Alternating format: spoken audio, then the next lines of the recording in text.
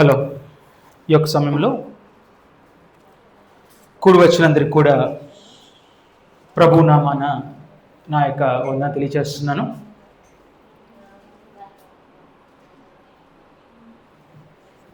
దేవుడు మానవులని పట్ల సర్వ అధికారం కలిగినటువంటి వాడు ఉన్నాడు. సర్వ అధికారము కలిగినటువంటి వాడై ఉన్నాడు. అయితే సమస్తమును చేసినటువంటి దేవుడు అధికారం కలిగినటువంటి వాడై ఉండగా దేవుని అధికారాన్ని తిరస్కరించినటువంటి మానవుని గతి ఏంటి? దేవుని అధికారానికి లోబడినటువంటి మానవుని గతి ఏంటి? శాపగ్రస్తమైనటువంటి స్థితి. దేవుని అధికారాన్ని తిరస్కరించినటువంటి మానవుడు లేక లోబడినటువంటి మానవుని యొక్క స్థితి శాపగ్రస్తమైంది అనేటువంటి విషయము దేవుని యొక్క గ్రంథము తేటగా తెలియచేస్తూ ఉంది. చాలాసార్లు కూడా మనుషులు ఈ విధంగా మాట్లాడుతూ ఉంటారు. As long as my intention is good, God will accept it.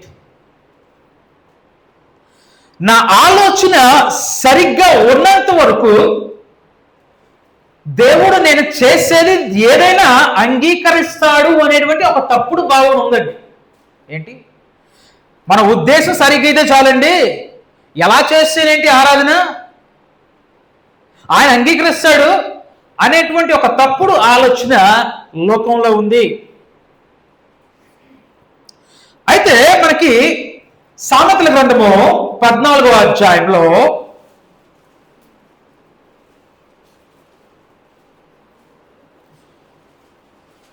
12వ వచనంలో ఈ విధంగా రాయబడి ఉంది. ఒకని ఎదుట సరైనదిగా కనబడు మార్గము కలదు, అయితే తుదకు అది మరణమునకు త్రోవదీయును. ఒకని ఎదుట సరైనదిగా కనబడు మార్గం అంటే అది మనుషుని యొక్క అభిప్రాయము, మనుషుని యొక్క ఉద్దేశంలో మంచి మార్గము అని అర్థం. అవునండి, మనుషుడు వాడి ఉద్దేశంలో అనుకుంటున్నాడంటే ఇదిగో నేను వెళ్ళేటువంటి మార్గము, చేసేటువంటి పని ఏదైతే ఉందో అది సరైనదే అని ఆలోచన చేస్తూ ఉన్నాడు. దేవుని కొరకు చేస్తానంటాడు కార్యక్రమాలు, దేవుని కొరకు చేస్తాను పండగలు అంటాడు, దేవుని కొరకే సమస్తాన్ని ఆరాధన చేస్తానంటాడు, అన్నీ చేస్తానంటాడు.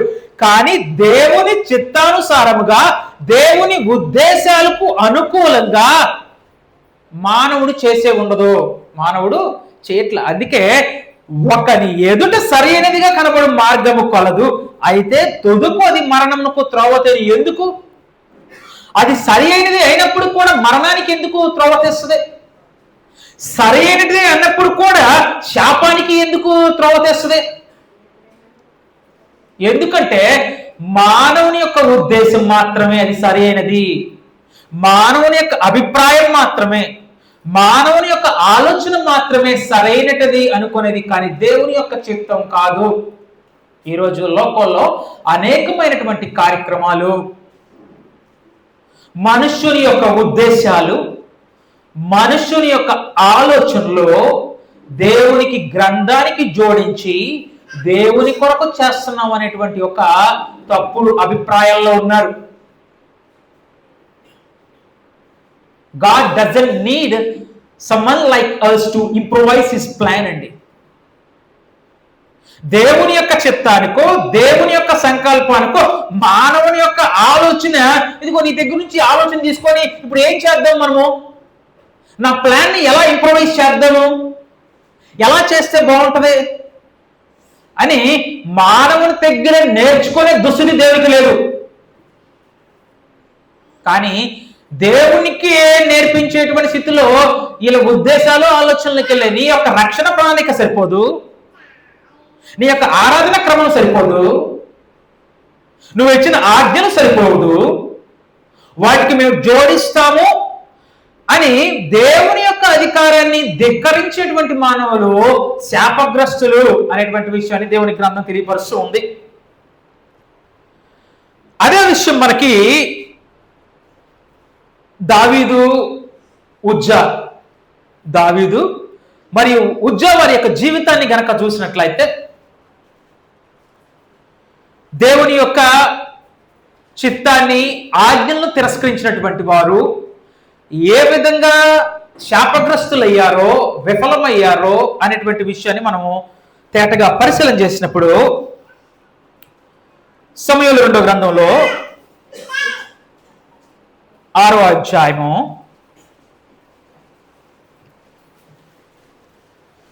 2వ గ్రంథము 6వ అధ్యాయంలో 1వ వచనం నుంచి ఈ విధంగా మాట్లాడుతూ ఉన్నాడు. తరువాత దావీదు ఇశ్రాయేల్లో 30,000 మంది శూరులను సమకూర్చుకొని, చూడండి దావీదు ఏం చేస్తున్నాడు, 30,000 మంది సైన్యంతో బయలుదేరాడు. ఎక్కడికి బయలుదేరాడు అంటే దేవుని యొక్క మందసము, దేవుని యొక్క మందసము దాని దేవుని యొక్క మహిమకు, దేవుని యొక్క సముఖానికి అది గుర్తుగా సాదృశ్యంగా ఉన్నటువంటి ఆ యొక్క మందసము, దాంట్లో మోషే యొక్క నిబంధన పలకలు ఉంటాయి. ఇశ్రాయేలుకు పాటించవలసినటువంటి దేవుని యొక్క పవిత్రమైనటువంటి పరిశుద్ధమైనటువంటి ఆజ్ఞలు కలిగినటువంటి ఆ యొక్క పలకలు ఆ మందసములో, పవిత్రమైనటువంటి మందసములో ఉంటాయి. చిగురించినటువంటి అహరోను యొక్క చేతి కర్ర దాంట్లో ఉంటుంది. అటు ఇటు కేరేబులు, దేవదూతలు వారి యొక్క చిహ్నాలు ఉంటాయి. అంటే ఇవన్నీ కూడా దేవుని యొక్క పరిశుద్ధతను కాపాడుతున్నట్లుగా వారు అక్కడ దేవుడు వారికి అర్థం కూడా దేవుని యొక్క మందసం ఉంటే, ఆ మందసం ఒకనొక రోజున ఫిలిస్తీన్ల చేతిలోకి వెళ్ళిపోయింది. ఎందుకంటే ఫిలిస్తీన్లు అనుకున్నారు, ఈ మందసాన్ని మన దగ్గర ఉంటే ఇది మనకి ఎంతో లక్కను తీసుకొస్తుంది, మనకు విజయాలను తీసుకొస్తుంది. ఈరోజు కొంతమంది నమ్మకాలు, చేతులకు తాళ్ళు కట్టుకోవటం, మెల్లో ధరించుకోవటం, లేకపోతే గదిలో ఒక మూలన ఏదో దాన్ని పెట్టటమో, ఇది నాకు కలిసి వస్తుంది అనేటువంటి భావన. అయితే అదే విధంగా మనుషులు, ఇశ్రాయేల్ ప్రజలు, ఇక ఫిలిస్తీన్ ప్రజలు ఏమనుకున్నారంటే, ఈ దేవుడైన యెహోవా యొక్క మందసం మన మధ్యనుంటే మనకి విజయం వస్తుంది అనేటువంటి ఆలోచనతో ఆ మందసాన్ని తీసుకెళ్ళిపోయి వారి దేవత విగ్రహం, అష్టోద దేవత విగ్రహం యొక్క వారి ఎదురు పెట్టారు. బయలుదేవత, అష్టోద దేవత యొక్క ఆయన యొక్క వారి యొక్క మందిరంలో దాన్ని ఎదురుగుంచేశారు. ఏదైతే మంచి తీసుకొస్తుంది అనుకున్నారు, వీరు తీసుకొచ్చినటువంటి అభిప్రాయం అది చెడుది. దేవుణ్ణి దేవునిగా ఆరాధించడం తీసుకురాలేదు, కానీ అదేదో లక్కీ చామ్ కలిసి వస్తుంది అనే ఆలోచనతో ఒక మూలంగా వాళ్ళ దేవతా విగ్రహాలకు సమానంగా దాన్ని పెట్టేసి, అయితే రహస్యమైనటువంటి ప్రాంతాల్లో దేవుడు గడ్డలతో మొత్తాడు. గడ్డలతో వాళ్ళని మొత్తాడు. అయ్యా మాకొద్దు, ఇది మాకు శాపగ్రస్తంగా మారింది అని భయపడిపోయారు. ఒక్కసారిగా అది ఉన్నటువంటి ప్రాంతంలో ఆ విగ్రహం అలాగ నేల కూలిపోయింది, అలా పగిలిపోయింది. దాని ఎదుట భయపడిపోయారు జనాలు, ఫిలిస్తీన్లు జనాలు భయపడిపోయారు. దాన్ని సాగనంపారు. ఎలా సాగనంపారంటే, దాన్ని ఎడ్ల బండి చేసుకొని, క్రొత్త ఎడ్ల బండి తయారు చేయించి దేవుని యొక్క మందసాన్ని ఆ ఎడ్ల బండి మీద చిన్నగా పంపించాను. దాన్ని అది తిన్నగా అలాగా వెళ్ళిపోయింది. ఇశ్రాయేల్ ప్రజలు దూరంగా చూశారు. దాన్ని చూసిన తర్వాత భయపడిపోయారు. మొదటిగా దావీదు పొలంలో తీసుకురావటానికి, దావీదు ఇంటిలో కానీ పెట్టుకోవడానికి భయపడిపోయారు. ఎందుకంటే దేవుని యొక్క మందసం ఉన్న చోట దాన్ని సరిగ్గా వినియోగించకపోతే, దాని తప్పుడు కారణాలతో తీసుకొస్తే ఏ విధంగా శాపగ్రస్తుడయ్యారో చూశాడు. దాని తర్వాత తిరిగి చాలా సంవత్సరాలు, ఒక 20 సంవత్సరాల పాటు అభినదాబు ఇంట్లో ఉండిపోయిందండి. ఏంటిది? మందసము. కొండపై ఉన్నటువంటి అభినదాబు అనేటువంటి వారి ఇంటిలో, వారి యొక్క ఫ్యామిలీలో, ఒక రకంగా చెప్పాలంటే అభినదాబు ఇంటి ఫ్యామిలీకి సంబంధించినటువంటి వారు 20 సంవత్సరాల పాటు దేవుని మందసం ఉంది. 20 సంవత్సరాల పాటు దేవుని మందసం ఉంది. మరి ఆ కుటుంబానికి అబీనాదాబు కుమారుడుగా చెప్పబడ్డాడు ఉజ్జా. మరి ఆ మందసాన్ని జాగ్రత్తగా చూడటానికి ఎలియాజరు, అబీనాదాబు కుమారుడైనటువంటి ఎలియాజరు అభిషేకించబడ్డాడు, ప్రతిష్ఠించబడ్డాడు. దాన్ని ఎవరు పడితే వాళ్ళు చూడటానికి లేదు. కేవలము లేవీయులు మాత్రమే దాన్ని తాకటానికి దేవుడు అర్హత ఇచ్చాడు.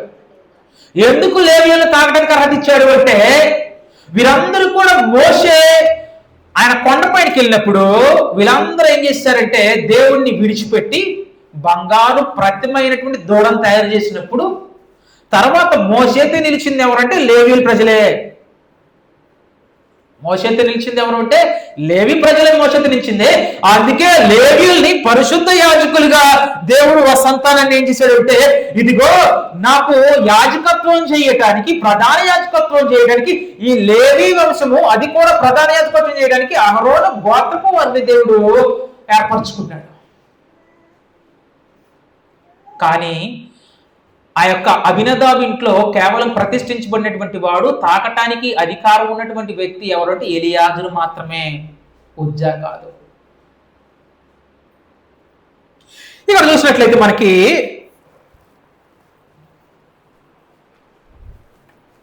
రెండవ వచనంలో బయలుదేరి కేరేబుల మధ్య నివసించు, సమయలు 2వ గ్రంథము 6వ అధ్యాయము 2వ వచనం అండి. బయలుదేరి కేరేబుల మధ్య నివసించు సైన్యములకు అధిపతి యెహోవా అను తన నామము పెట్టిన దేవుని మనసు. చూడండి ఏమన్నాడు, ఎంత పరిశుద్ధమైనదని దేవుడు దాన్ని చేశాడు, దాన్ని ఆ విధంగా నిర్మించమని చెప్పాడు. దేవుని యొక్క పరిశుద్ధత ఏంటో అర్థం కావటం కోసం. మనుషుల్లాగా దేవుడు సామాన్యమైనటువంటి వ్యక్తి కాదు ఆయన. నువ్వు దేవుని యొక్క సముఖంలో ప్రవేశించటానికి ఆయన సామాన్యమైనటువంటి వాడు కాదు. కోటాను కోట్ల దూతల చేత నిత్యము పరిశుద్ధుడు పరిశుద్ధుడు అని కొనియాడబడుతున్నటువంటి పరిశుద్ధమైనటువంటి దేవుడు,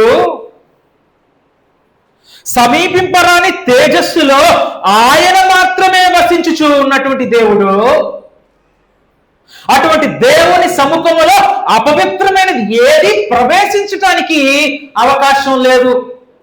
పాపి అయినటువంటి మానవుడు అపవిత్రమైనది ఏది కూడా దేవుని యొక్క పవిత్రమైన సన్నిధిలో అది ప్రవేశించడానికి వీలు లేకుండా దేవుడు వాడికి అర్థం కావటానికి దేవుడు ఎలాంటి వాడో, ఎంత ఉన్నతమైనటువంటి వాడో, ఎలాంటి పరిశుద్ధుడు అనేటువంటి విషయాన్ని ఈ మందసం ద్వారా నేర్పిస్తూ ఏమన్నంటే దేవుని చూడండి ఏమన్నాడంటే ఇక్కడ యెహోవా తన నామం పెట్టబడిన దేవుని మందసము ఎంత పరిశుద్ధమైందండి. దేవుని యొక్క నామము పెట్టబడినటువంటి దేవుని మందసం పట్ల మనుష్యుడు నిర్లక్ష్య ధోరణితో వ్యవహరించాడు. దేవుని పట్ల నిర్లక్ష్య ధోరణితో వ్యవహరించాడు. మందసమును అచ్చటం తీసుకుని వచ్చుటకాయ తన యొద్ద ఉన్న వారందరితో కూడా బయలా యెహూదాలో నుండి ప్రయాణమయ్యను. ఎక్కడి నుంచి అంటే ఆ మందసాన్ని తీసుకురావటానికి ఆ యొక్క దావీదు 30,000 మంది సైన్యంతో బయలా యెహూదా నుంచి ప్రయాణమయ్యాడు.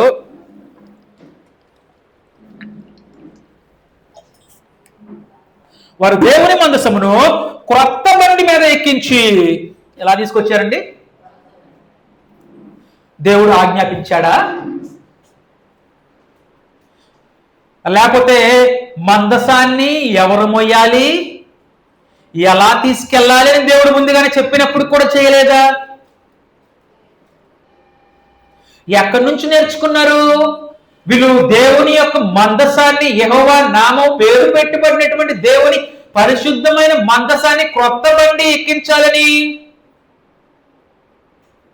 అలా చేస్తే బాగుంటది, పండగ ఎలా చేస్తే బాగుంటది, ఆరాధన ఎలా చేస్తే ఇంకా బాగుంటది అని మనుషులు ఏం చేస్తారు అంటే దేవుని ప్లాన్ కి ఇంప్రూవైజ్ చేయడానికి పూనుకున్నటువంటి మానవుడు ఈరోజు ఏం చేస్తున్నారంటే దేవుని యొక్క ప్రణాళికకు మార్పులు చేద్దాము.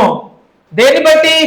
మానవుని ఉద్దేశాలు బట్టి మనుషుడు ఏం చేస్తాడంటే దేవుని ప్రణాళికకు కలిపేటువంటి వాడుగా ఉన్నాడు. దేవుని అధికారాన్ని తిరస్కరిస్తూ ఉన్నాడు.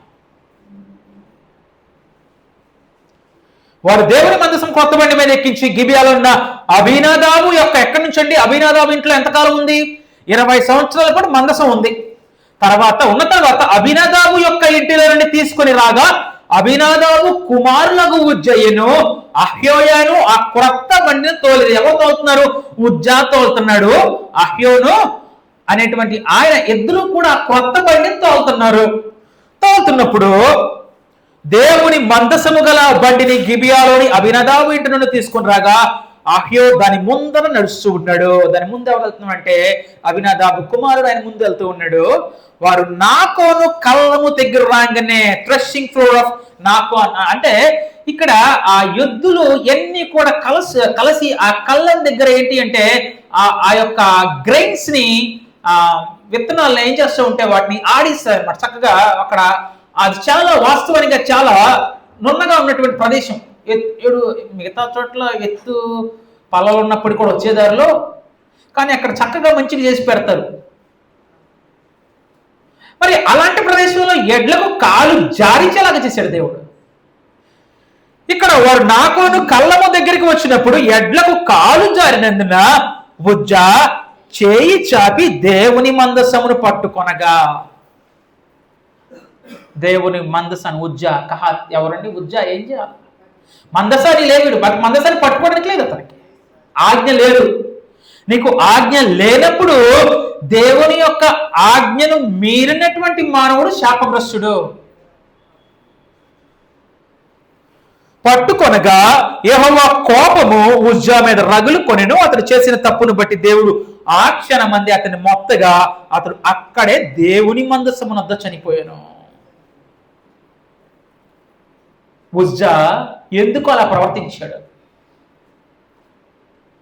20 సంవత్సరాలు తండ్రిగా చెప్పబడినటువంటి మరి ఆయన కుటుంబ యజమాని కావచ్చు, లేకపోతే ఆయన కుటుంబ అభినదాబు కావచ్చు, నిజంగా కుమారుడే కావచ్చు, లేదా బంధువే కావచ్చు.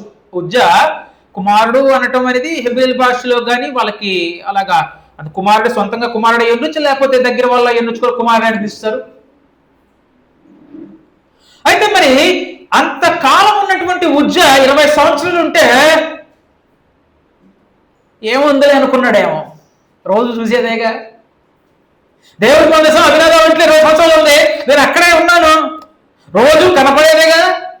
చులకన భావమా? అదే దేవుడి మందసం కింద పట్టుకుంటే మట్టి కంటే పవిత్రమైన నా చేతులు అనుకున్నాడేమో, లేకపోతే నా చేతులు కింద పడితే మట్టి కంటే పవిత్రమైన నా చేతులు అనుకున్నాడేమో.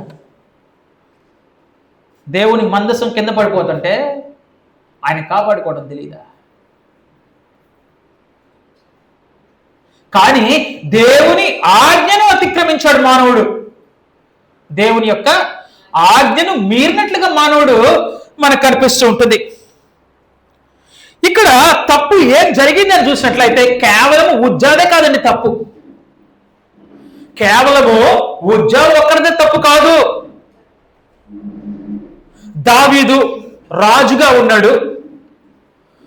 దావీదు రాజుగా ఉండి రాజు అయినటువంటి వ్యక్తి ఆ కాపీని ఏదైతే ధర్మశాస్త్రం యొక్క నకలను దగ్గర పెట్టుకోవాలి, కాపీ అన్నమాట. ఆ కాపీని దగ్గర పెట్టుకొని దేవుని మందసాన్ని తీసుకువస్తుంటే ఈ మందసాన్ని దేవుడు ఎలాగ తీసుకురమ్మని చెప్పాడు, దాన్ని ఎవరికి తాకటానికి కార్యక్రమాలు చేయటానికి దేవుడు అర్హతనిచ్చాడు అని ఆలోచన దేవుని గ్రంథం దగ్గర చేయకుండా, విధిగా దేవుని గ్రంథం దగ్గర ఆలోచన చేయకుండా మనుషుల దగ్గర విచారం చేశాడు దావీదు. దేవుని గ్రంథాన్ని పక్కన పెట్టేసుకొని మనుషుని ఆలోచన చొప్పున చేయటానికి పూనుకున్నటువంటి దావీదు. సంఖ్యాకాండము 4వ అధ్యాయము.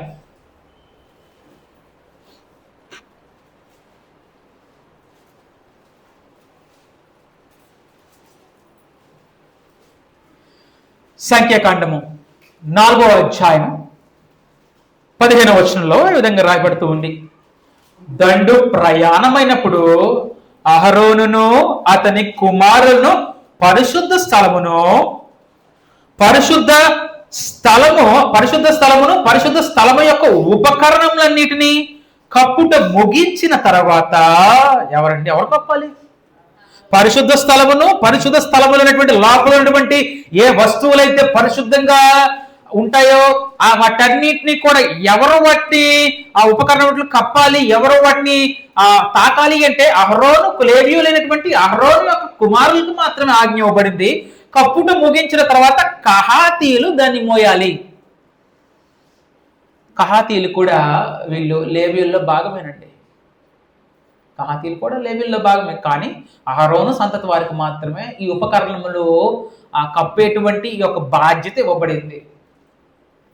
కహాతీయులు ఏం చేయాలా? కహాతీయులు మోయాలన్నాడు. ఎలా మోయాలి అన్నాడు? అయితే కప్పుట ముగించిన తర్వాత కహాతీయులు దాన్ని మోయవల్ల అయితే వారు చావకూడనట్లు పరిశుద్ధ స్థలము, పరిశుద్ధమైన దాన్ని ముట్టకూడదు. ఇది ప్రత్యక్షపు గుడారములో కహాతీయుల భారము. మరి ఉజ్జా ఎవరు? కహాతీయుడు. ఉజ్జా కహాతీయుడిగా ఉన్నాడు. ఎలియాజరు ప్రతిష్ఠించబడినటువంటి వ్యక్తి ఆయన. అయితే ఈ కహాతీయులు ఏం చేయాలో మోయాలి. మరి ఆల్రెడీ దేవుడు ముందుగానే ఏం చేయాలి, దేవుని మనసాన్ని ఎలాగ తీసుకురావాలి అని ఆజ్ఞ ఉన్నప్పటికీ కూడా దేవుని ఆజ్ఞను మేరటానికి, దేవుని యొక్క వాక్యానికి, లేఖనాలకి కలపటానికి మానవుడు పూనుకున్నాడు. అందుకే శాపగ్రస్తుడు. చిన్న విషయంలో కనిపిస్తుంది ఏంటి? పట్టుకోబోతుంటే కింద పడ్డాడా, పట్టుకోపోతేనే చనిపోయాడా అనే ఒక చిన్న ఆలోచన వెనకాల దేవుడు ఎంత ఖచ్చితంగా ఉన్నాడు. మానవుని యొక్క నిర్లక్ష్యం కనిపిస్తుంది.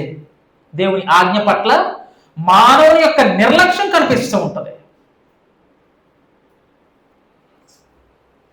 కహాతీలు మోయాలి. అయితే వారు ఏం చేశారంటే కొత్త బండి చేద్దాము, ఫిలిస్తీన్లు చేశారు కదా, అన్యులు చేశారు కదా, మనము కూడా కొత్త బండికి ఇద్దాం అనేటువంటి ఆలోచన దావీదుకి వస్తే ఉజ్జా దాన్ని ఏం చేశాడు అంటే ఏదో పర్లేదు లేనటువంటి దానికి పట్టుకోవడానికి ప్రయత్నించి శాపగ్రస్తులైనట్లుగా కనిపిస్తూ ఉంటుంది.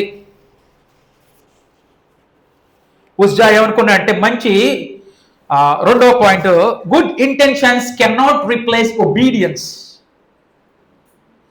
నీ మంచి ఉద్దేశాలైనప్పటికి కూడా విధేయతను భర్తీ చేయలేదు, లేకపోతే విధేయతను పక్కన పెట్టేది. మంచి ఉద్దేశం ఉందండి, నేను విధేయత చూపించను. అరే ఎడ్ల బండి మీద తీసుకెళ్ళ మంచి ఉద్దేశమా? అవసరం. విధేయత చూపించావా?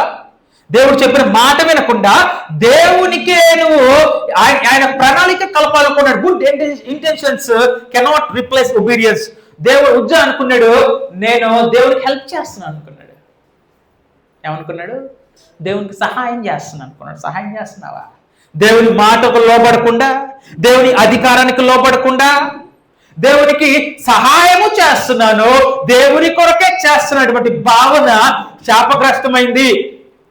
ఈరోజు లోకంలో అనేకమైనటువంటి కార్యక్రమాలు దేవుని కొరకే చేస్తున్నాను అనేటువంటి భావనతో శాపగ్రస్తంగా ఉంటున్నారు. దేవుని యొక్క ఆజ్ఞకు మానవుని యొక్క తర్కాన్ని కల్పేశాడు. నేను దేవునికి సహాయం చేస్తున్నాను, నా చేతులు భూమి కంటే చాలా పవిత్రమైనవి అనుకున్నాడు. మానవుని యొక్క రీజన్ని దేవుని యొక్క కమాండ్కి కల్పేసినట్టుగా చూస్తూ ఉన్నాము. అయితే ఇంకొకటి, ఫెమిలియారిటీ బ్రీడ్స్ ఇర్రెవరెన్స్. ఇంగ్లీష్లో ఇంకొకటి ఉంటుందండి, ఫెమిలియారిటీ బ్రీడ్స్ కంటెంప్ట్ అనేది ఒకటి ఉంటుంది. అంటే అతి చనువు చులకనకి దారితీస్తుందని. అతి చనువు చులకన భావం ఏర్పడదు. చనువు ఉంటే ఎక్కువగా చులకన భావం ఏముందిలే. ఒక గనుడైనటువంటి ఆఫీసరు ఐఏఎస్ సాధారణ ఉంటున్నాడు అనుకుంటా, మనోడు ఐఏఎస్ ఏముంది. అలాగే ఇక్కడ ఫెమిలియారిటీ బ్రీడ్స్ ఏమైందంటే ఇర్రివరెన్స్. అభినాదాబ్ ఇంట్లో మందసం 20 సంవత్సరాలు ఉంది అంటే ఉజ్జా దాన్ని రోజు చూస్తే రోజు మరి చూడగలుగుతున్నాడు లేదు, వాళ్ళ ఇంట్లో ఉంది, దగ్గర ఉంది కదా.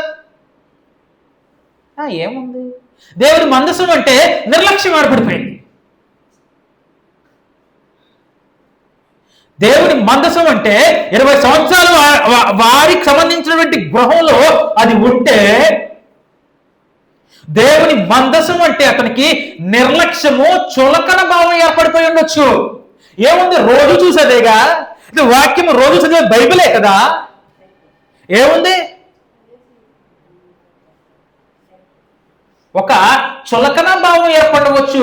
ఆ గౌరవం ఏముంది, గౌరవం పెద్దగా రోజు చూస్తున్నాం కదా, మందసం అన్నింటిలో ఉంది కదా, రోజు చూసే వ్యక్తులే కదా అని ఒక అగౌరవ భావం ఏర్పడిపోయి ఉండొచ్చు. ఎవరికి? ఉజ్జాకి.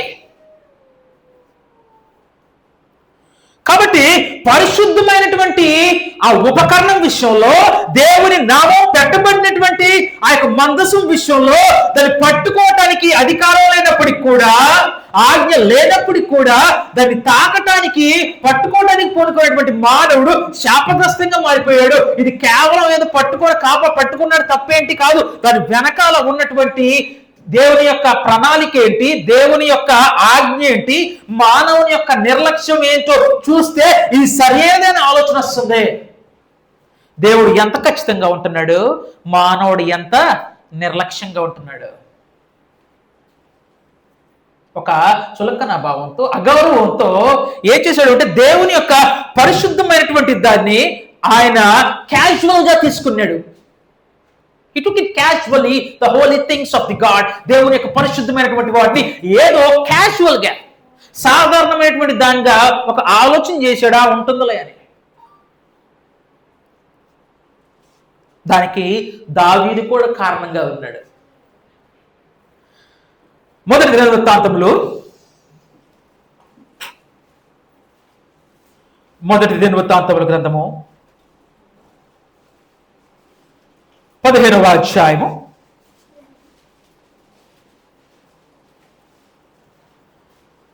15వ అధ్యాయంలో 13వ వచనంలో ఈ విధంగా రాయబడి ఉంది.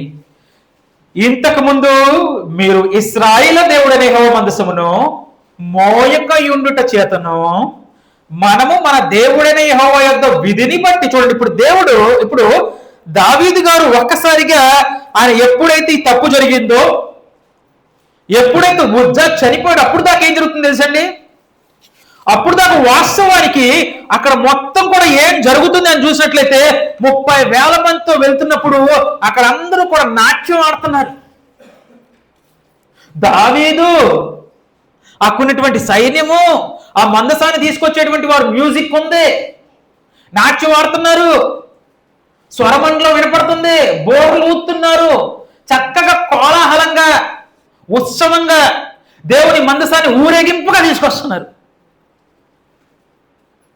దేవుని యొక్క మందసాన్ని మ్యూజిక్లతో చక్కగా ఊరేగింపుగా దాన్ని ఎడ్ల బండి మీద తీసుకొస్తుంటే ఒక్కసారిగా అలా మ్యూజిక్ ఫంక్షన్ మొత్తం తలకిందులైపోయింది. ఉత్సవం చేస్తున్నారు. ఉత్సవం చేస్తుంటే ఏంట్రా ఇలాగా చక్కగా మ్యూజిక్, దావీదు నాట్యం ఆడుతున్నాడు, చుట్టూ వాళ్ళందరూ నాట్యం ఆడుతున్నారు, స్వరమండలం వాలించాడు, స్వరమండలం ఊతున్నారు. ఒక్కసారిగా ఇక్కడ ఎమోషన్స్ చూడండి, ఎన్ని భావోద్వేకాలతో, హ్యూమన్ ఎమోషన్స్తో దేవుని ఆజ్ఞను పక్కన పెట్టేశారు. ఒక్కసారిగా ఉజ్జా చనిపోయాడు. ఏమర్థం కాలేదు. పట్టుకోబోతున్నటువంటి వ్యక్తి ఒక్కసారిగా చచ్చిపోయాడు. ఎక్కడికక్కడే హఠాత్తుగా దేవుడికి వచ్చాడు. తర్వాత దావీదుకు భయం అయిపోయింది. ఒక్కసారిగా ఆ ఊరేగింపు మొత్తం అలాగా అయిపోయింది, మ్యూజిక్ ఆగిపోయింది. ఎందుకంటే దేవుని చిత్తానికి వ్యతిరేకమైనటువంటి కార్యక్రమాలు వారు జరిగిస్తూ వచ్చారు. ఇక్కడ మొదటి దినవృత్తాంతం 15:13లో ఇంతకుముందు మేము ఇశ్రాయేలు దేవుడైన యెహోవా మందసమును మోయక ఉండుట చేతను మనము మన దేవుడైన యెహోవా యొద్ద విధిని బట్టి విచారణ చేయకుండా చేతను. ఏమన్నాడంటే దావీదు, అయ్యా మనం దేవుడు చెప్పిన ప్రకారంగా మనం మోయలేదు, దాన్ని మోయకుండా ఎడ్ల బండికి ఇచ్చేసాము. అలాగే విధిని బట్టి ఏం చేయాలా? దేవుని గ్రంథం ఏం చెబుతుంది ఈ విషయంలో? దేవుని గ్రంథము ఈ విషయంలో ఏం చెబుతుంది, ఎలాగ చేయమని చెప్తుందని దేవుని గ్రంథం దగ్గర విచారణ చేయకుండా మనుషులు ఏం చేశారంటే మనుషుల దగ్గర విచారణ చేశారు. దేవుని అధికారాన్ని త్రోసివేసినటువంటి మానవుడు శాపగ్రస్తులయ్యారు. ఆయన మనలో నాశనము విచారణ చేయకుండా చేతును ఆయన మనలో నాశనము కలగ చేసిన కావున ఇప్పుడు మీరును మీ వారును మిమ్మల్ని మీరు ప్రతిష్ఠించుకొని నేను ఆ మందసమునకు సిద్ధపరిచిన స్థలమునకు దాన్ని తేవలను ఏమన్నాడు తర్వాతగా ఆ మందసాన్ని వేరే చోటకి తీసుకురావాలి. Leadership fails lead to judgement అండి.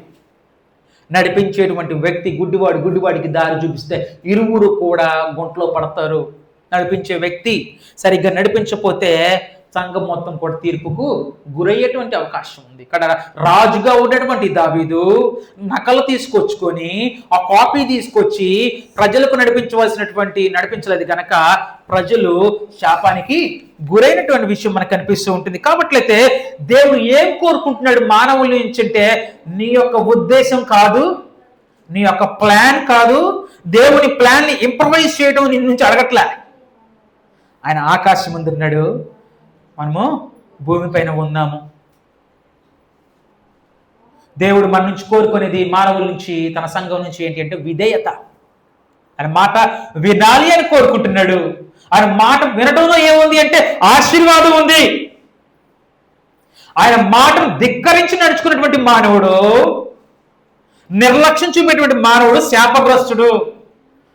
రెండు దారులు మీ ముంచి జీవమా మరణమా, రెండూ మేము ఎదురు ఉంచుతున్నారు. దేన్ని కోరుకుంటారు అంటే ఆజ్ఞను, దేవుని అధికారాన్ని, విధేయత చూపించకపోతే శాపాన్ని గురి తెచ్చుకున్నాడు. విధేయత చూపించిన మానవుడు ఆశీర్వాదం పొందుకునేటువంటి, దీవెన పొందుకునేటువంటి మానవుడిగా ఉంటాడు. ఈ విషయాలు మనకు అనేకమైనటువంటి ఉదాహరణలు కనిపిస్తాయి. నాదాబాబు కనిపిస్తారు. అన్ఆథరైజ్డ్ వర్షిప్, దేవుడు అంగీకరించినటువంటి ఆరాధన, దేవుడు అంగీకరించినటువంటి సేవ, దేవుడు చెప్పనటువంటి అన్యాజ్ఞని తీసుకొచ్చారు. అవునా? దేవుడు కోరుకున్నాడా? దేనితో ధూపం వేయాలో, ఎలాగ ధూపం వేయాలో, ఎక్కడ బొగ్గులు తీసుకొచ్చి ధూపం వేయాలో, బలిపీఠం దగ్గర ఏదైతే అక్కడ తీసుకొచ్చి వేయాలో, ఎలా వేయాలో ప్రతిదీ కూడా అక్కడ కాల్చిపోయినటువంటి ఆ బొగ్గులు తీసుకొచ్చి ఏ విధంగా ధూపం వేయాలో దేవుడి మందసంలో చెప్పినప్పుడు కూడా అది కాకుండా, ఆ అగ్ని కాకుండా వేరే ఒక అగ్ని తీసుకురావటానికి తెగించాడు. ఎందుకో రోజు దేవుని సముఖంలో చేస్తున్నాం కదా ఏంటి అని చులకన భావమా? రోజు దేవుని సముఖంలో ఉంటున్నాం కదా అని చులకన భావమా దేవుడు అంటే?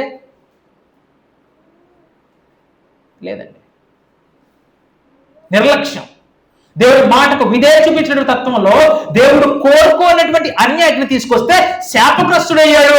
అక్కడికక్కడిగా చనిపోయినట్లుగా నాదాబోబిగు మనకు కనిపిస్తూ ఉంటుంది. దేవుడు విధేయత కోరుతున్నాడు.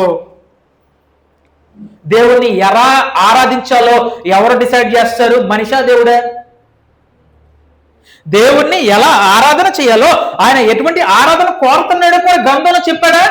చెప్పాడు. అయినప్పటికి కూడా దేవుడు కోరనటువంటి ఆరాధన దేవుడి కోసం చేస్తున్నాడు. మానవులు ఏం చేస్తున్నారంటే దేవుని యొక్క ఆజ్ఞ కలుపుతూ ఉన్నారు, శాపగ్రస్తులు అవుతూ ఉన్నారనేటువంటి విషయము దీని నుంచి కనపడుతుంది. తర్వాతగా రాజు అయినటువంటి సౌలు ఈజ్ అ పార్షియల్ ఒబీడియన్స్ అండి, పాక్షికమైనటువంటి విధేయత, సంపూర్ణ విధేయత కాదు.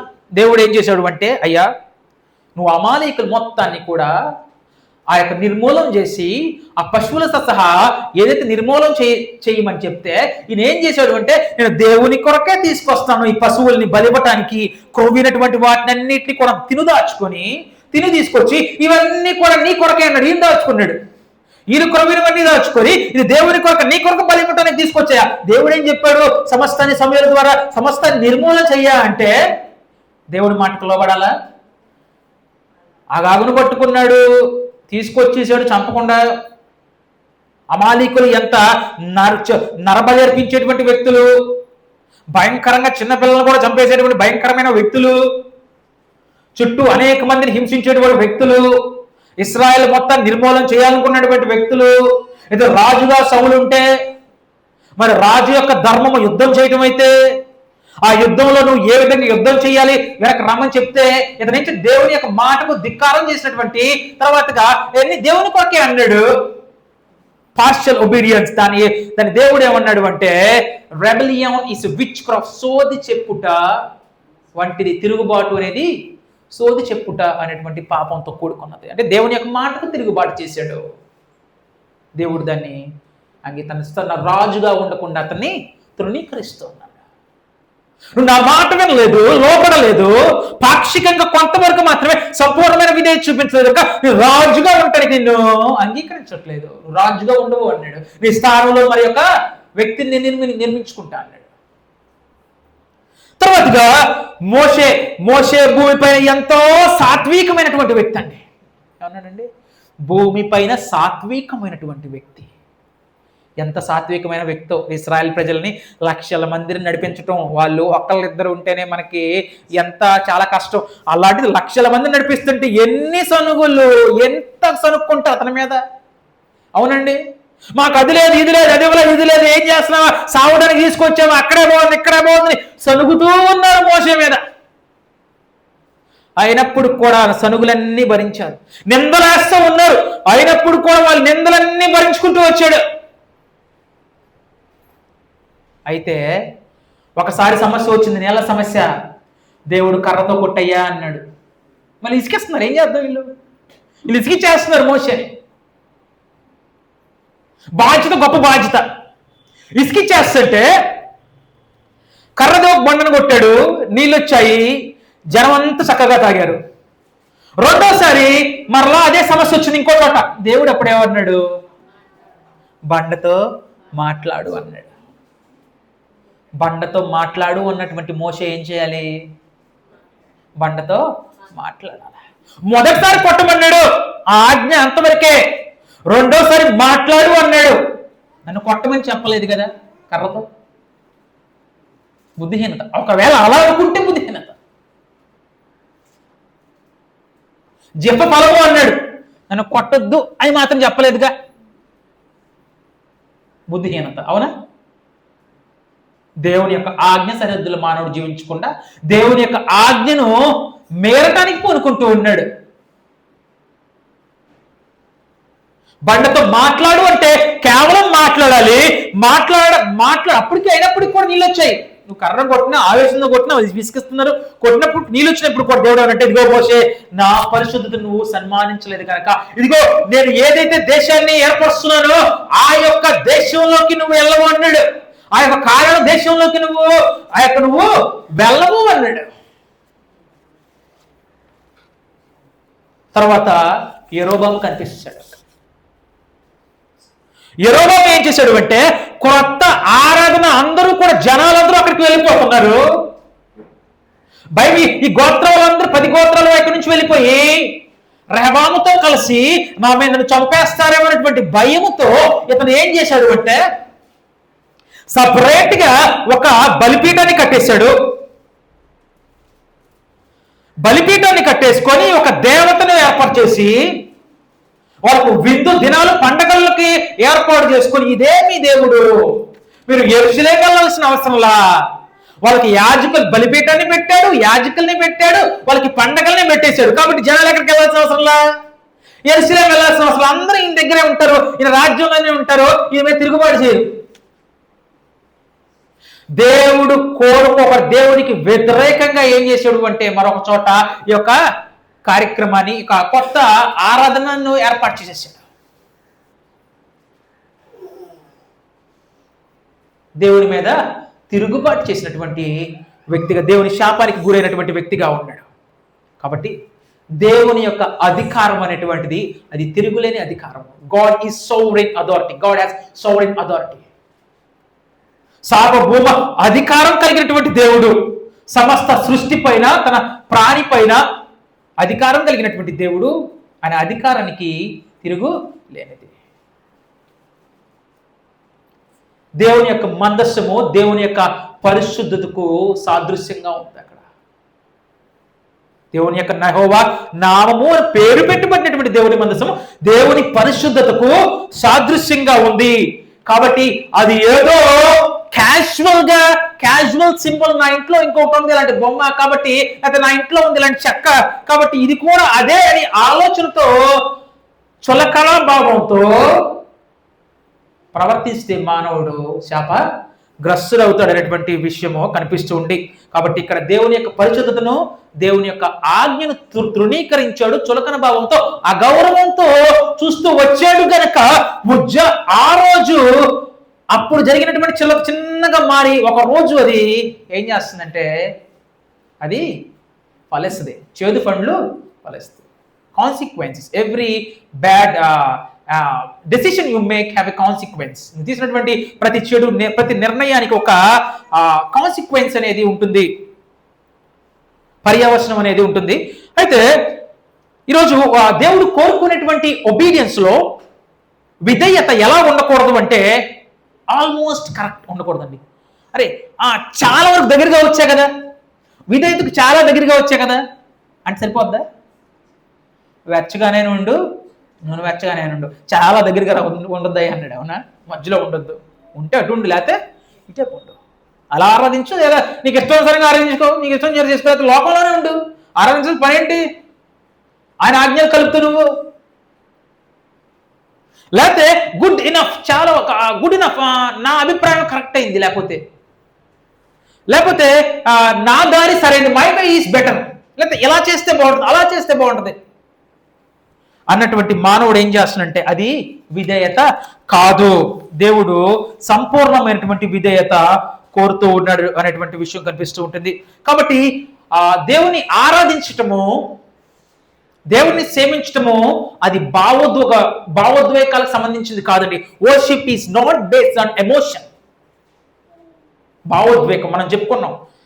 దావీదు ఊరేగింపుగా తీసుకెళ్తున్నాడు, మ్యూజిక్ ఉంది, ఉత్సవం ఉంది, సెలబ్రేషన్ జరుగుతూ ఉంది, ఎగురుతూ ఉన్నారు. కానీ ఒక్కసారిగా దేవుని యొక్క తీర్పు వారి మీదకి వచ్చింది. కాబట్టి emotion does not replace truth.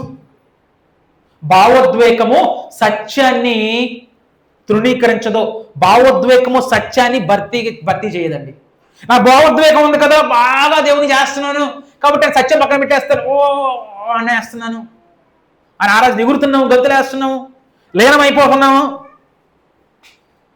పిచ్చి పట్టినట్టు ఎగురుతున్నాము, మ్యూజిక్లో లీనమైపోతున్నాము, బాగా ఆరాధించేస్తున్నాం అనుకుంటున్నారు. కానీ దేవుడి సత్యాన్ని పక్కన పెట్టేస్తారు.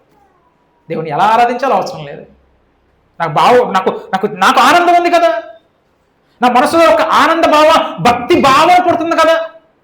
మనసులో ఏంటి?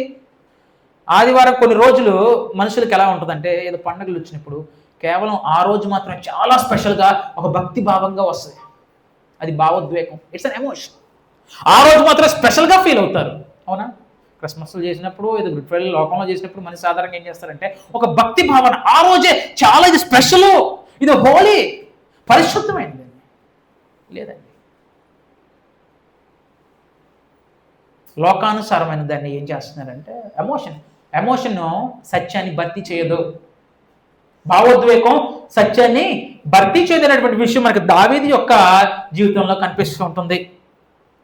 కాబట్టి చాలా మంది అనుకోవచ్చు ఈరోజు, దేవుడు నా హృదయం తెలుసులే, దేవునికి నువ్వు చెప్పాల్సిన అవసరం, నా హృదయం అంటే దేవునికి తెలుసు, ఆయన హృదయం నాకు తెలుసు అంటారు.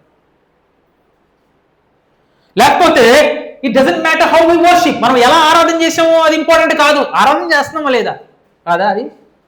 ఇవన్నీ కూడా దేవుడు చెప్పిన అన్ని కూడా ఆయన ఎలా ఆరాధన చేస్తావో ప్రాముఖ్యత లేదా.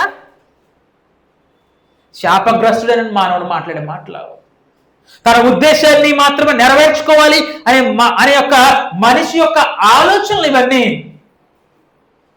ఎలా చేసినా పర్లేదు, ఆల్ మెథడ్స్ ఆఫ్ ఫైన్, ఏ మెథడ్లో చేసినా ఎలా చేసినా పర్లేదు అనుకున్నటువంటి మానవుడు. వీరందరూ నాదాబు అబీహు కానీ, లేకపోతే ఉజ్జా కానీ, లేకపోతే యెరోబాము కానీ, వీరందరూ కూడా ఇలాగ చేసినటువంటి వ్యక్తుల, శాపగ్రస్తమైనటువంటి వ్యక్తులు. కాబట్టి ఈరోజు మనకిచ్చేటువంటి హెచ్చరిక ఏంటి అంటే, దేవుని యొక్క గ్రంథము, వర్షిప్ వితౌట్ అథారిటీ ఈ స్ట్రేంజ్ ఫైర్, అంటే అగ్ని. దేవుడు ఆజ్ఞ లేనటువంటి ఒక సేవ లేక ఆరాధన చేయాలనుకున్నారు ఎవరో, అన్యాగ్ని ద్వారా దేవుడు అంగీకరించరు. అలాగనే సర్వీస్ వితౌట్ ఒబీడియన్స్ అండి, విధేయత లేని సేవ తృణీకరించబడతావు. విధేయత లేకుండా దేవుని కొరకు పనిచేస్తున్నావు, దేవుని ఆజ్ఞలు లేకుండా, దేవుని సత్యాన్ని కేంద్రంగా చేసుకొని కార్యక్రమాలు జరిగించకుండా నువ్వు సేవ చేసినప్పటికి కూడా అది తృణీకరించబడతావు. Religion without truth is cursed, అంటే సత్యము లేనటువంటి భక్తి. నీకు భక్తి ఉంది, ఒకానొక సమయంలో ఏథెన్స్ పట్టణంలో అపోస్తలైనటువంటి పౌలు గారు వెళ్తే వాళ్ళు ఎంత భక్తి పరులో తెలుసా? తెలియబడినటువంటి దేవుడిని కూడా కట్టేశారు. ఒక రాతికి తెలియబడిన మాకు తెలియకుండా ఎవరు ఉన్నారేమో, ఆయన చెప్పించేస్తారేమో అనే భయంతో ఆయనకు కూడా పూజలు చేస్తున్నాడు, ఒక రాయి కట్టేసుకుంటారు. దాని మీద తెలియబడినటువంటి దేవుళ్ళు అంటే వాళ్ళు చాలా భక్తి అయితే ఉంది. కానీ ఆయన ఏమన్నారంటే, మీకు భక్తి ఉంది కానీ భక్తి సరైనటువంటి రూట్లో లేదు, చేయవలసినటువంటి ఆయనకి చేయట్లేదు. భక్తి అయితే ఉంది, మంచిది, మీకు భక్తి ఉంది, కానీ ఆ భక్తి ఎవరికి చేయాలి, ఎలా చేయాలో లేదు అంటున్నాడు. కాబట్టి religion without truth is curse అంటున్నాడు. సత్యము లేనటువంటి భక్తి, సత్యముకి కేంద్రంగా చేసుకోకుండా సత్యము లేనటువంటి భక్తి శాపగ్రస్తమైంది. దేవుని ఆరాధించువారు ఆత్మతోనూ సత్యముతోనూ ఆరాధించవలన అంటాడు. సత్యాన్ని పక్క తర్వాతగా చివరిగా ఎప్పుడైతే మరలా దావీదు దేవునికి లోబడ్డాడో, మొదటి దినవృత్తాంతం 15వ అధ్యాయము, మొదటి దినవృత్తాంతములు గ్రంథము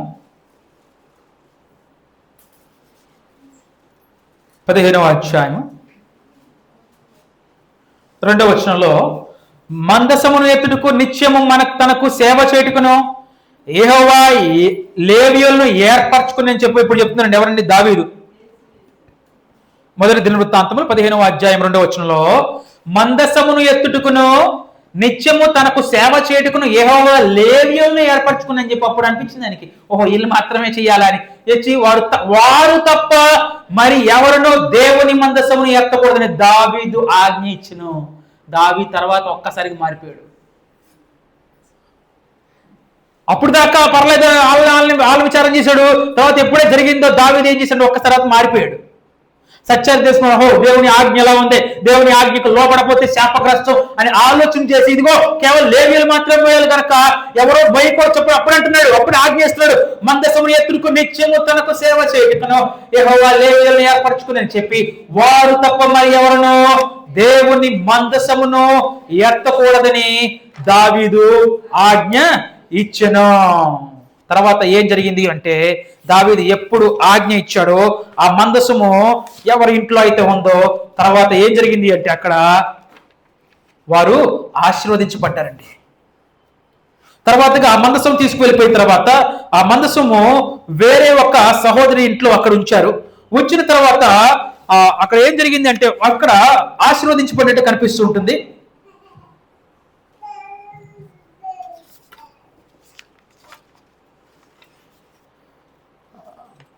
తర్వాతగా దేవుని యొక్క అంటే చూసినట్లయితే దేవుని యొక్క మందసాన్ని లేక దేవుని యొక్క అధికారానికి లోబడినటువంటి మానవుడికి ఏముంటుందంటే ఆశీర్వాదం ఉంటుంది. దేవుని యొక్క సార్వభౌమ అధికారానికి లోబడినటువంటి మానవుడు నిర్లక్ష్యం చూపించిన, అగౌరవం చూపించిన, చులకన భావం కలిగిన, ఎప్పుడు ఉండేటువంటి ఆయనే కదా అని ఆలోచన కలిగితే ఏముంటుందంటే విధేయత చూపించడు, సత్యానికి కలపటానికి ఆలోచన చేస్తాడు, శాపగ్రస్తుడు అవుతాడు అనేటువంటి విషయాన్ని ఇక్కడ తెలుపుతుంది. కాబట్టి ఉజ్జా అతను చెడ్డవాడని చనిపోలేదండి. ఉజ్జా చెడ్డవాడని చెప్పాడా, దుర్మార్గుడని చెప్పాడా? కాదండి. ఉజ్జా చెడ్డవాడేందుకు చనిపోలేదు, కానీ అతను దేవుని యొక్క అధికారానికి, సార్వభౌమ అధికారానికి చులకనగా నిర్లక్ష్య భావంతో తన హృదయంలో ఎప్పటి నుంచో అలాగ చూస్తున్నాడు గనక ఒకానొక సమయంలో ఆ పనిని చేయడానికి తెగించేశాడు. ఆ పనిని చేయటానికి తెగించేసినట్లుగా చూస్తూ ఉన్నాం. కాబట్టి దేవుని అధికారానికి లోబడాల. చివరిగా చూసినట్లయితే ప్రసంగి గ్రంథం 12వ అధ్యాయంలో మానవ కోటికి ఇదే విధి అనేటువంటి విషయాన్ని గురించి మాట్లాడుతూ ఉన్నాడు. ప్రసంగి గ్రంథము 12వ అధ్యాయం. ఈ లోకంలో మానవుడు చేయవలసినటువంటి పని ఏంటి అంటే యెహోవా యందు భయభక్తులు కలిగి ఉండాలి. ఇదంతయు 12వ అధ్యాయం 13వ వచనంలో ఇదంతయు వినిన తర్వాత తేలిన ఫలితార్థం ఇది, దేవుని యందు భయభక్తులు కలిగియండి. ఆయన భయభక్తులు ఎలా ఉండాలి? దేవుని సత్యాన్ని కేంద్రంగా చేసుకొని ఉండాలి. భయభక్తులు దేవుని సత్యాన్ని పక్కన పెట్టుకొని నాకు భయము భక్తి ఉందంటే కుదరదండి, అవునా? దేవుని యందు భయభక్తులు కలిగి ఉండి ఆయన కట్టడలను అనుసరించి నడుచుకునే వాళ్ళను మానవ కోటికి ఇదియే అది. కాబట్టి చివరిగా చూసినట్లయితే ఉజ్జా మంచి ఉద్దేశంతో చేసినప్పటికి కూడా చేయకూడని పని తాను చేయకొని పని చేశాడు. సౌలు పాక్షికమైనటువంటి విధేయతను చూపించాడు. నాదాబ్ అబీహు దేవుని యొక్క ఆరాధనకు దేవుని యొక్క ఆజ్ఞకు కలిపినట్లుగా ఉన్నారు. మోషే ఆయన కేర్లెస్ డిసోబీడియన్స్ అండి, అజాగ్రత్తగా వ్యవహరించాడు. కాబట్టి ఈ తర్వాత దావీదు తర్వాతగా తెలుసుకున్న తర్వాత దేవుని విధిని తను తగ్గించుకున్నాడు, తను సరిదిద్దుకున్నాడు, పూర్తిగా దేవుని పట్ల విధేయత చూపించుకున్నటువంటి వ్యక్తిగా ఉన్నాడు. కాబట్టి మానవుడు ఎవరైనా కావచ్చు, దేవుని అధికారానికి లోబడకుండా యథార్థవంతులుగా కనిపించవచ్చండి.